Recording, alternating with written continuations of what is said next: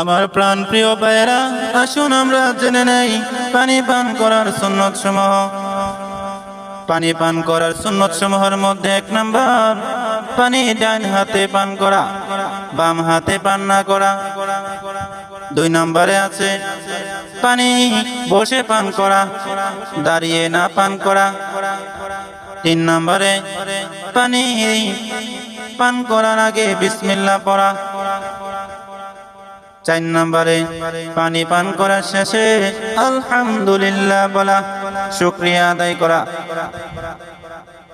5 নম্বরে পানি দেখে পান করা। পানিতে যেন ময়লা আবর্জনা থাকলে তা আমরা দেখতে পারি। আমরা অন্ধকারে না দেখিয়া পানি পান করলে ময়লা পেটে প্রবেশ করবে, তাতে ডায়রিয়া হতে পারে।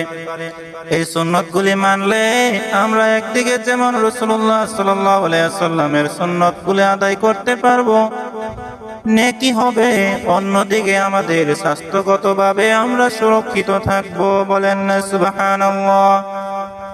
তাই বলি কি, এই সুন্নতগুলি নিজেরা আমল করব, অন্যদের কাছে এই ভিডিওটি শেয়ার করে প্রচার করে দেব।